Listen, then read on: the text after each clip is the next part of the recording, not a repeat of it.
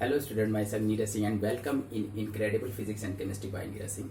तो जैसे कि स्टूडेंट मैं क्लास 12 की फिजिक्स का जो लेक्चर ले रहा हूँ और जो चैप्टर है that is a Gauss law या गॉस थ्योरम, और इसमें मैं स्टूडेंट आप लोगों को मैं एप्लीकेशन पढ़ा रहा हूँ। तो जैसे कि आप जानते हैं स्टूडेंट, मैं आप लोगों को 4-5 आपको एप्लीकेशन पढ़ा चुका। आज जो प्रीवियस जो लेक्चर था, आज जो 6th हमारी जो लेक्चर है एप्लीकेशन, वो है electric field due to the uniformly charge non conducting solid sphere. देखिए ध्यान रखिएगा स्टूडेंट क्या बोला, uniformly charge non conducting solid sphere, यानी सॉलिड स्फीयर है वो भी किसका बना हुआ है, नॉन कंडक्टिंग, यानी कि इंसुलेटर्स का बना हुआ, यानी बैड कंडक्टर है। जैसे प्लास्टिक है, रबर है, वुड है, इस टाइप का कोई स्फीयर है उसका, वो भी सॉलिड है। तो सॉलिड है तो इसमें स्टूडेंट हम लोग इलेक्ट्रिक फील्ड फाइंड करते हैं, इसमें चार्जिंग है, पूरा चार्ज है। तो स्टूडेंट सबसे पहले मैं आपको एक चीज़ बहुत इसकी इंपॉर्टेंट इन्फॉर्मेशन दे दूँ, ध्यान रखिएगा स्टूडेंट, किसी भी इंसुलेटर में जब आप चार्ज देते हैं, उसको इलेक्ट्रिफिकेशन करते हैं, उसमें चार्ज उसमें प्रोवाइड कराते हैं, तो वो सारा चार्ज उसके पूरे अंदर पूरे वॉल्यूम में डिस्ट्रीब्यूट हो जाता है। ये चीज़ ध्यान रखिएगा, यूनिफॉर्मली डिस्ट्रीब्यूट हो जाएगा मगर अंदर रहेगा। तभी आपने देखा होगा प्लास्टिक रबर चीज़ों में अगर आप इलेक्ट्रिक का चार्ज अगर आप इलेक्ट्रिक वायर से टच करते हैं तो दूसरी तरफ से अगर आप छूते तो आपको करंट नहीं मारता।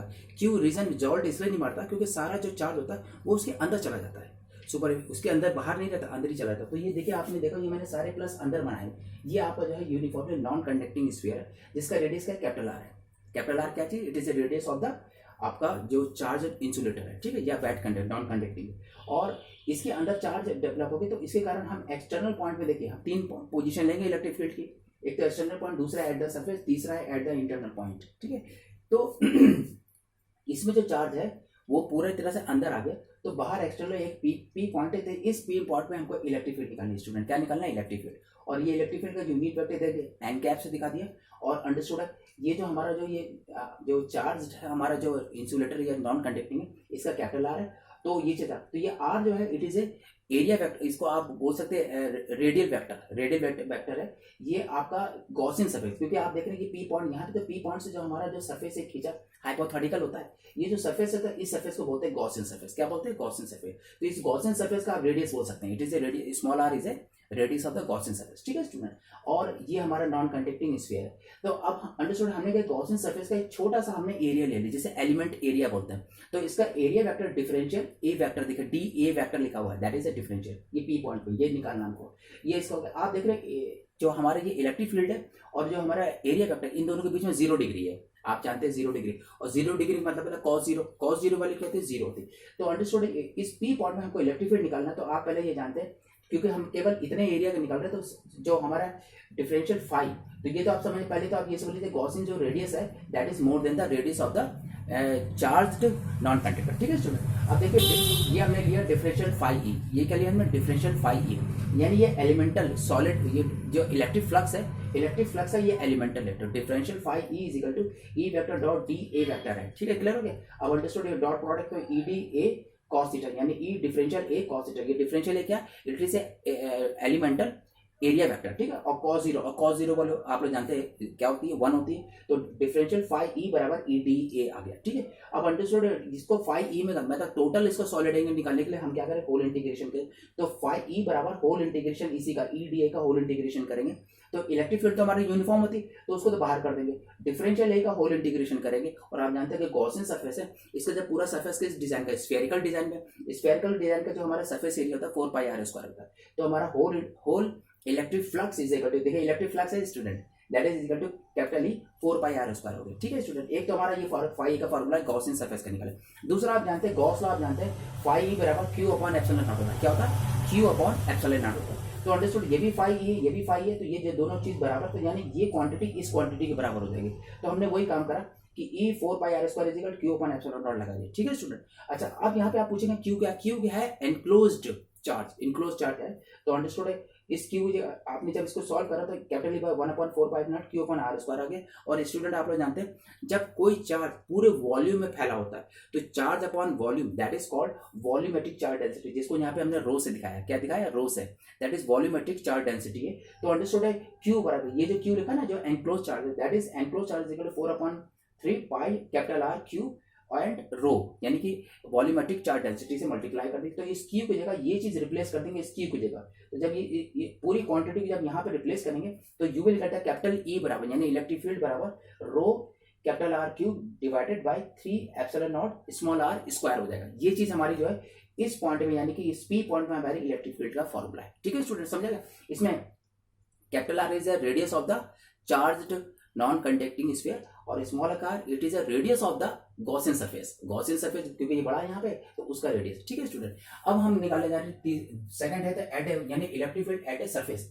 ये आप देख रहे हैं जैसे नॉन कंडक्टिंग सॉलिड स्फीयर है जिसका रेडियस आ रही है और इसी सरफेस के ऊपर पॉइंट पी है। देखिए ध्यान रखिए सरफेस में ही पॉइंट पी है। तो हमारा गॉसियन जो सरफेस देखे लिखा ना चार्ज नॉन कंडक्टिंग स्फीयर, इसमें जो गॉसियन सरफेस बनेगा वो गॉसियन सरफेस इसी सरफेस के ऊपर ही बनेगा। तो यानी कि उस केस में गॉसियन सरफेस का जो हमारा रेडियस है वो हमारा चार्ज नॉन कंडक्टिंग के रेडियस के बराबर हो जाएगा। मानी बात है, दोनों सुपरपोज वाली पोजीशन में आ गए। तो अब हमने यहाँ पे छोटा सा एरिया ले लिया, डिफरेंशियल एरिया वेक्टर ले लिया और इस पी पॉइंट में हमको क्या निकालना, आपको इलेक्ट्रिक फील्ड निकालना। क्या निकाले? Electric field. ये तो क्लियर हो गया, दोनों बीच में 0 डिग्री है। तो अब अंडरस्टूड है इसमें यहाँ पे जो इलेक्ट्रिक फील्ड होगा वो मैक्सिमम होगी। ध्यान रखिएगा मैक्सिमम इलेक्ट्रिक फील्ड होगी, मैं ग्राफिकली आपको समझाऊंगा। तो अब आप समझते हैं यहाँ फॉर्मूला क्योंकि आर बराबर आर हो गया। आप स्टूडेंट देख रहे हैं कैपिटल ई बराबर rho r capital R cube divide 3 epsilon naught r है। तो कैपिटल आर की जगह आप लोग स्मॉल आर रख दीजिए तो स्मॉल आर क्यूब ये दोनों कैंसिल हो जाएगा। तो यू विल गेट ई बराबर rho small r upon 3 epsilon naught हो जाएगा, ये हो जाएगा। या आपने क्या करा, स्मॉल आर की जगह कैपिटल आर रख दिए तो ये स्मॉल आर लिखा हुआ, इसकी जगह हमने कैपिटल आर लिखेंगे। तब हम जब सॉल्व करेंगे तो कैपिटल ई बराबर rho capital are upon 3 epsilon, यानी दोनों केस में आप दोनों फॉर्मूला लिखो क्योंकि दोनों एक ही है। आप जानते हैं स्मॉल आर कैपिटल आर दोनों बराबर। तो इलेक्ट्रिक फील्ड के लिए हमारा इस पी पॉइंट में हमारे सरफेस में ये दोनों फार्मूला अप्लाई होगा। ठीक है स्टूडेंट, अब स्टूडेंट अगला पॉइंट ये है कि हम जो है एट एन इंटरनल यानी कि हम ये जो हमारा जो नॉन कंडक्टिंग सॉलिड्स है इसके अंदर पी पॉइंट है, यानी पी पॉइंट अंदर आ गया। तो यानी कि अब आप ये कह सकते हैं कि जो हमारा गॉसियन सरफेस का जो रेडियस है that is less than the radius of the charge non conductor. तो नॉन कंडक्टिंग जो चार्ज है उसका जो रेडियस है उससे ये छोटा है। अब ये छोटा है तो मतलब गॉसियन सरफेस अब छोटे साइज का है तो वह यानी कि इनक्लोज जो चार्ज है वो भी कम होगा। तो ये क्यू डैश देखिए आप देख रहे हैं ये जो गॉसियन सरफेस बनी है यहाँ पे, तो इस गॉसियन सरफेस जो एनक्लोज चार्ज होगा वो प्लस क्यू डैश होगा। क्या होगा? Plus Q dash. देखिए ये लिखा हुआ प्लस क्यू डैश और पूरे इसमें जो चार्ज फैला हुआ दैट इज प्लस क्यू। तो प्लस क्यू की क्वांटिटी ज्यादा क्योंकि वो तो ज्यादा, लेकिन हमारा पी पॉइंट अंदर है तो जो इसने गॉसियन सरफेस बनाया उस सरफेस के कारण जो अंदर जो चार्ज होगा दैट इज इनक्लोज है, दैट इज क्यू डैश। क्या होगा? वो क्यू डैश होगा। ठीक है, आपको ये समझ में गया। तो गॉसियन सरफेस अंदर है और ये एनक्लोज चार्ज है। अब आप जानते हैं फाई ई बराबर ई 4 पाई आर स्क्वायर होता है। सिंपल सी चीज है। ये आर क्या चीज है? Small r it is a radius of the Gaussian surface. अब हम गॉस वाला जानते हैं फाई बराबर क्यू डैश। देखिए आप देख रहे हैं यहाँ पे Q dash upon epsilon not लगाया। अब क्यू अपॉन एप्सिलॉन नॉट नहीं लिखा है, क्यू डैश, क्योंकि अब हम गॉसियन सरफेस के अंदर जो चार्ज है उसको कंसीडर करें जिससे एनक्लोज चार्ज होता है। तो q dash is enclose charge है जो कि हमारे गॉसियन सरफेस के अंदर एनक्लोज हो रहा है। तो क्यू डैश एप्सिलॉन नॉट लगा दिया। अब आप देख रहे हैं ये दोनों क्वांटिटी ये दोनों बराबर है तो ई बराबर 1/4 pi epsilon naught q dash upon r square. एक तो ये फार्मूला होगा, ये हमारी इक्वेशन नंबर 1 बन गया। आप जानते हैं स्टूडेंट की वॉल्यूमेट्रिक चार्ज डेंसिटी रो बराबर आप पहले बता चुके। रो बराबर क्या होता है? Charge upon volume. क्या बोला मैंने? चार्ज अपॉन वॉल्यूम बोला। तो चार्ज अपॉन वॉल्यूम, तो इस वाले केस में आप देख रहे होंगे रो बराबर क्यू अपॉन 4 पाई आर। अब देखिए कैपिटल आर क्या चीज है? क्योंकि जो नॉन कंडक्टिंग है उसका रेडियस है ये, तो क्यू अपॉन ये टोटल क्यू है। और अगर हम केवल गॉसियन सरफेस का निकाले डेंसिटी तो वही निकलेगी q dash upon 4/3 small r cube. यानी आप ये देख रहे हैं चाहे गॉसियन सरफेस हो या पूरा नॉन कंडक्टिंग स्फीयर, दोनों केस में जो वॉल्यूमेट्रिक चार्ज डेंसिटी बिल्कुल बराबर होगी। तो देखिए मैंने इन दोनों को बराबर कर दिया, यानी क्यू और क्यू डैश दोनों बराबर दिया। जब इनको सॉल्व करेंगे तो क्यू डैश बराबर क्यू ब्रैकेट में small r upon capital R का होल पावर 3 आ जाएगा। देखिए ये आ गया। अब आप देखिए इक्वेशन में 3 बन गई। तो यहाँ जो क्यू डैश की वैल्यू ये उठा के स्टूडेंट हम यहाँ रख देंगे इक्वेशन 1 में। ये देखिए इक्वेशन में देखिए ये क्यू डैश, तो ये पूरी जो वैल्यू है जो यहाँ वाली वैल्यू ये जब हम यहाँ रखेंगे तो हमारा कैपिटल ई बराबर 1/4 pi epsilon naught q dash की जगह ये रख दिया तो ये q small r upon capital R cube हो जाएगा। ये चीज हमारी आ जाएगी इंटरनल। तो जो किसी नॉन कंडक्टिंग सरफेस के अंदर जो पी पॉइंट है वहां जो इलेक्ट्रिक फील्ड होगी इसको जब सॉल्व करेंगे तो you will get the E बराबर rho small r upon 3 epsilon naught निकलेगा। ये बिल्कुल करेक्ट है हमारा, ये ड्राइव हो जाएगा। तो ये फॉर्मूला हमारे इलेक्ट्रिक फील्ड इस पी पॉइंट जो अंदर पी पॉइंट है उसके लिए इलेक्ट्रिक फील्ड। अब स्टूडेंट मैं क्योंकि ये 3 चीज आपको बता चुका तो इसको ग्राफिकल में आपको बहुत अच्छे ढंग से समझा दें। जैसे सपोज कि ये नॉन कंडक्टिंग है जिसमें सर हर तरफ क्या है, ये पॉजिटिव चार्ज है, आप समझ लीजिए जैसे ये पॉजिटिव चार्ज है अपने में, तो इसका जो सेंटर है, सेंटर में आप जानते हैं कोई भी चार्ज नहीं होता। तो इसे ग्राफ में देखिए इसकी स्टार्टिंग यहाँ 0 से हो रही है, लेकिन जब सेंटर से आप सरफेस की तरफ देखिए मूव कर रहे हैं तो जैसे जैसे आप मूव कर रहे हैं तो ये आर क्या चीज, ये गॉसियन सरफेस का क्या है, रेडियस है ना, जिसे रेडियल वेक्टर बोलते हैं। तो ये इसकी वैल्यू बढ़ती है, तो जैसे जैसे आर की वैल्यू बढ़ती है वैसे वैसे इलेक्ट्रिक फील्ड भी बढ़ता जाएगा। क्योंकि क्या होता है कि जब आर आप बढ़ाएंगे तो वैसे वैसे चार्ज भी बढ़ेगा। कौन सा चार्ज? Enclosed charge. तो गॉसियन सरफेस जो अंदर जैसे वो भी बड़ा होता जाएगा, क्योंकि जब आप आर बढ़ा रहे हैं, ये आर दिख रहा है ना, ये आर, जब आर बढ़ा तो गॉसियन सरफेस भी रेडियस बढ़ता जाएगा। लेकिन अंदर की बात कर रहे हैं तो अंदर क्या होता है, electric field is directly proportional to the radius of the Gaussian surface. यानी गॉसियन सरफेस जैसे जैसे उसका रेडियस बढ़ता जाएगा वैसे इलेक्ट्रिक फील्ड भी बढ़ती जाएगी, क्योंकि इलेक्ट्रिक फील्ड इसलिए बढ़ रही है क्योंकि इनक्लोज चार्ज बढ़ रहा है। तो इनक्लोज चार्ज बढ़ता जाएगा, मानी बात है इलेक्ट्रिक फील्ड बढ़े, तो ये डायरेक्टली प्रोपोर्शनल। तो देखिए आप ग्राफ देखिए बिल्कुल सीधा स्ट्रेट खींचा हुआ। अब हम कहाँ पहुंच गए, यहाँ से चलते चलते यूं चल रहे थे, यहाँ से चलते चलते आप यहाँ पहुंचे, यानी सरफेस में पहुंचे। तो सरफेस में क्या हो गया कि अब जब ये आ गए तो ये वाली सेकंड वाली पोजीशन आ गई।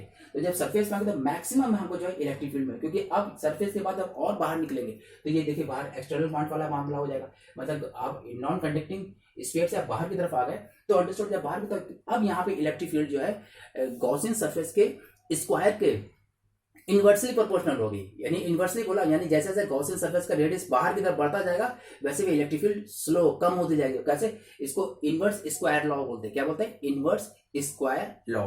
तो इनवर्स स्क्वायर लॉ के अकॉर्डिंग जैसे हम सरफेस से बाहर निकलने लगते हैं तो गॉसियन सरफेस का रेडियस भी बढ़ता जाता है, तो वैसे वैसे इलेक्ट्रिक फील्ड वैसे वैसे क्या कम होने लगती है। तो that is E proportional to 1/r² के। तो उसका जो हमारा ये ग्राफ बनेगा, ये ग्राफ की डिजाइन रेक्टेंगुलर हाइपरबोला होगी। कैसे होगी, रेक्टेंगुलर हाइपरबोला होगी। ठीक है स्टूडेंट, तो ये बात क्लियर होगी कि इनक्लोज चार्ज पर डिपेंड करता है। तो अंदर तो इनक्लोज चार्ज की वैल्यू बढ़ती जाएगी, इसलिए हमारी इलेक्ट्रिक फील्ड बढ़ रही थी। लेकिन जैसे जैसे बाहर बढ़ते जाते इनक्लोज चार्ज तो हमारा क्या वही कांस्टेंट बना रहेगा, क्योंकि अब तो चार्ज तो इधर ही रह गया, हम बाहर निकल रहे हैं। तो मगर रेडियस बढ़ रहा है किसका, गॉसियन सरफेस का।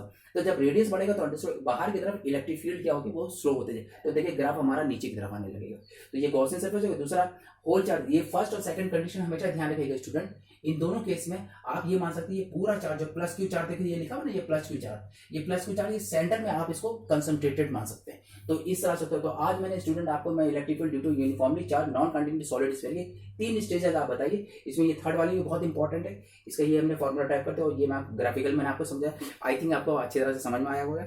अगर ये मेरा लेक्चर अच्छा लगे तो उसे लाइक कर दे, सब्सक्राइब कर दे and bell icon for notification दबा दीजिएगा स्टूडेंट। और जो स्टूडेंट 11 12 के फिजिक्स केमिस्ट्री मुझसे पढ़ना चाहते हैं वो मुझसे कॉन्टैक्ट कर सकते हैं। तो स्टूडेंट इसके लिए आप लोग अच्छी तरह से अपने उसमें कॉपी जरूर, मैं इसके नोट्स जरूर बना लेकिन जैसे जैसे मैंने ये नोट्स लिखे बिल्कुल ऐसे नोट्स आप लोग अपनी कॉपी में जरूर बना ले, क्योंकि ये बहुत इंपॉर्टेंट।